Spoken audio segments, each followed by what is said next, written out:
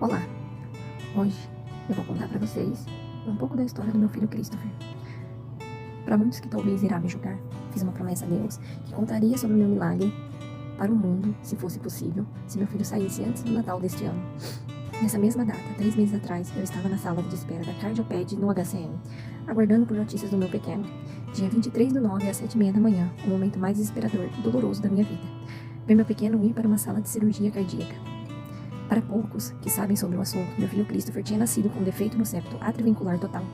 Resumindo, a parede que divide nosso coração, a dele não nasceu, que no caso é a esquerda, a direita, em cima e embaixo. Eu descobri que ele tinha isso na gravidez. E já tinha noção que até 1 ano de idade ele teria que fazer essa cirurgia. Além do desvio de septo atrioventricular, tinha uma válvula que, ao invés de ser duas, uma que vai para o pulmão e outra para o corpo, ela era apenas uma. E ela precisava ser dividida em duas para corrigir o defeito que ele tinha. Mas enfim, um pouco do que meu pequeno nasceu. Esse dia, apesar de ser importante para o hospital, pois um médico americano iria fazer do meu filho um ensinamento para a equipe de cirurgia se especializar no que ele tinha. Ele fez parte de um marco importante na Cardioped Brasil. A Children's Heart Link fez a entrega do certificado ao Centro de Excelência em Cirurgias Cardíacas Pediátricas durante o 6º simpósio. Uma nota sobre isso é que esse certificado era para ter sido entregue dia 5/9 de 2021, mas por conta da pandemia eles adiaram a entrega. Mas hoje, eu digo que Deus realmente sabia o momento certo das coisas, pois meu filho foi escolhido para fazer parte desse mar que passou pela mão de excelentes profissionais, que são anjos enviados por Deus.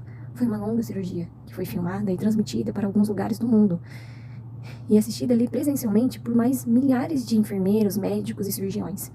Eu, por ser uma pessoa muito impaciente e muito curiosa, descobri por onde estava sendo transmitida a cirurgia dele e entrei para assistir.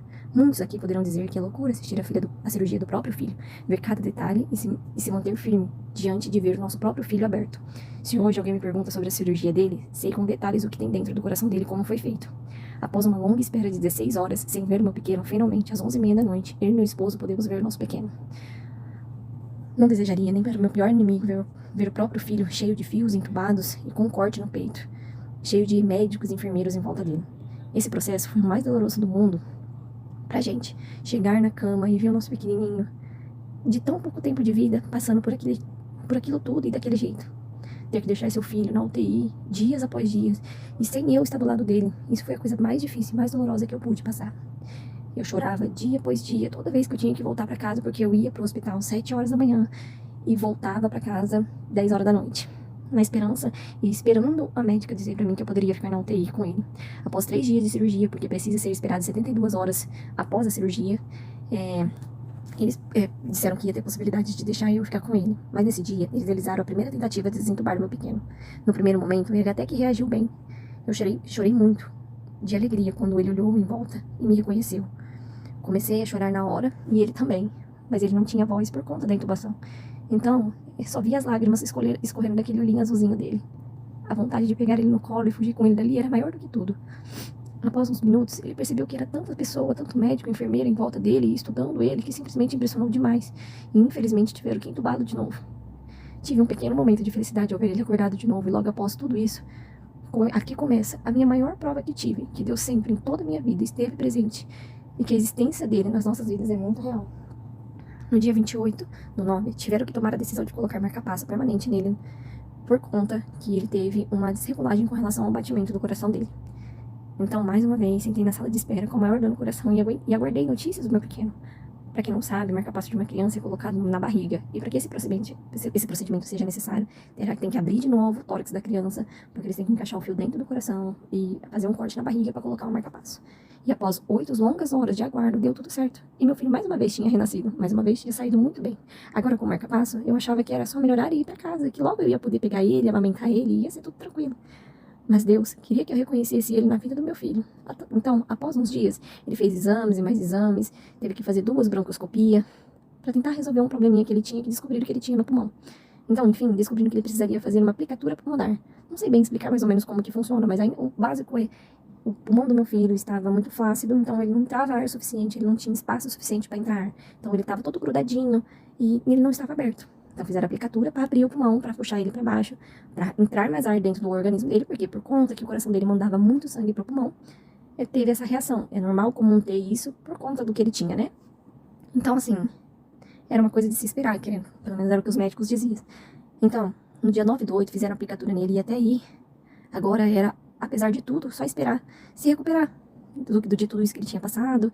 Aí ele pegou uma pneumonia e a gente teve que esperar ele recuperar da pneumonia. E cada dia era uma luta de cada vez e era um momento mais difícil que o outro. Mas no dia 12/8, por volta da 1h da manhã, eu estava ficando com meu filho na UTI. Depois de uns poucos dias que ele colocou marca-passo, eu consegui ficar com ele na UTI. Então, tava podendo ficar com ele na UTI todos os dias, graças a Deus. Mas até então, nesse dia, ele estava bem. Apenas um pouco agitado e nervoso, teve uma reação de abstinência por conta das drogas, porque o doutor estava tirando essas drogas dele. E é muito difícil, essa é uma fase muito delicada para qualquer criança que passa por uma cirurgia e fica muito tempo sedada, entuba e desentuba muitas vezes, então é um processo que tem que passar. Mas até então estava tudo bem, as enfermeiras na madrugada já tinham medicado ele para se acalmar e ainda assim não tinha resolvido. Então uma enfermeira-chefe veio dar uma medicação mais forte para relaxar ele, mas ele não parava de tanta agitação e ele não podia ficar agitado. No meio do processo, a saturação dele começou a cair e logo em seguida ela pediu para chamar os fisioterapeutas e médicos para colocar o ambu na boca dele, para usar oxigênio para dentro do pulmãozinho dele, porque a saturação dele estava caindo, porque não estava mandando oxigênio pro corpo. Foi um momento desesperador. Me lembro de ficar desesperada e chorar muito, e foi um momento muito doloroso demais. E é o meu bem mais precioso da minha vida passar por isso. As enfermeiras no momento pediu para eu sair para fora, mas eu tô nervosa. Gritei com elas e disse que eu não ia deixar meu filho ali sozinho sem mim por perto. Eles conseguiram então fazer ele ficar bem. Então, em alguns instantes aí, vi ele bem, tranquilo. E saí pra fora pra beber uma água, pra me acalmar, pra me voltar pro lado dele e avisar meu marido do que tinha acontecido. Quando eu retornei, cheguei ao pé da cama e meu filho estava azul e gelado. Gritei à enfermeira que atendia outra criança ao lado, pois ela estava atendendo meu filho e mais uma criança no hospital, o que é comum dentro de uma UTI, pois não tem tantos enfermeiros como deveriam ter. Então, no momento, ela largou tudo que ela estava fazendo, veio correndo e pediu pra me gritar os médicos e todos vieram correndo. A saturação dele estava 20 e caindo cada vez mais. E naquele momento, com muita gente em volta do meu filho, tentando reanimar ele, naquela fração de segundo, eu só conseguia pensar em uma coisa e dizer na minha mente. E eu disse: Jesus, não leva meu filho, traz ele de volta. Eu entrego ele em tuas mãos. E naquele momento, a saturação dele voltou ao normal. E os médicos me disseram que estava tudo bem. E então eu soube que o que eu precisava depois de dias e dias de orações era deixar nas mãos de Jesus. Deixar ele fazer pela vida do meu filho. Mas Jesus precisava que eu entregasse ele. E foi o que eu fiz. Chorei muito depois e foi de agradecimento por esse milagre enorme. Após esse ocorrido, Deus em nenhum momento deixou de me mostrar que Ele estava no comando sobre a vida do meu filho. Ele teve uma pré-convulsão na UTI e não teve nenhuma sequela depois desse ocorrido. Descobriram que esse lado do pulmão dele, que ele fez a aplicatura, não entrava ainda ar suficiente. Mas quem via ele na UTI não falava que o raio-x que eles viam ali, que os médicos presenciavam depois de tanto estudo, estava daquele jeito, fechado. Mas você olhava para ele e via que ele estava bem. Eu cheguei a ouvir de médicos isso, que eles não sabiam como o pulmão que eles viam no raio-x era o pulmão de uma criança que parecia aparentemente estar respirando muito bem, que estava muito bem. E eu continuei ali, dia após dia, ao lado do meu filho, orando, pedindo e agradecendo a Deus por cada vitória. Foram 2 meses longos, de muita dor, muito choro, mas também foi de alegria e agradecimento por tudo e por todos que fizeram pelo meu filho. E após a alta do hospital, ele chegou a voltar, pois ele pegou pneumonia novamente, mas ainda assim, quem via ele não dizia que ele estava com alguma coisa. Pois, apesar de ficar com alguma coisinha aqui, uma coisinha ali, porque é comum após uma cirurgia cardíaca passar por tudo que ele passou, ter algumas reações. E mesmo assim, quem olhava para aquele bebê todo sorridente, todo alegre, brincalhão, não acreditava que ele estava daquele jeito. Tipo, não parecia que ele tinha, que o diagnóstico era um, mas quem olhava para ele era outro. Então hoje, após 3 meses de luta, dor e sofrimento, agradeço a Deus por ter me tornado a mulher que sou hoje pelo meu filho. Foi dias que eu gritei e lutei pelo melhor do meu pequeno. E só tem mais uma coisa a dizer a você, que às vezes duvida ou pensa que Deus e Jesus não existem. A medicina pode evoluir no que for, mas se não tiver as mãos de Deus e Jesus no meio, não tem como ganhar essa guerra. Jamais duvide da existência de Jesus ou de Deus. Eu passei pelo deserto para ver o que Deus tinha para mim e para o meu filho. Sempre que pensar que está sozinho ou que tudo está perdido, entrega seu coração e a sua vida nas mãos de Jesus e de Deus e deixa eles fazerem a obra sobre você. Confie de olhos fechados. Não vou dizer que é fácil, pois não é. Tem muitas situações que fazem a gente passar por isso, mas a gente aprende que o caminho que temos que seguir é esse. Então, quero agradecer a esse ano que foi difícil, mas foi abençoada. Sou abençoada por Deus por me dar a oportunidade de viver o resto da vida ao lado do meu pequeno milagre, Christopher. Filho, eu te amo muito, mais do que tudo nessa vida, e eu sei que o propósito de Deus na tua vida é maior do que eu imagino. Hoje, faz 3 meses do seu renascimento, filho.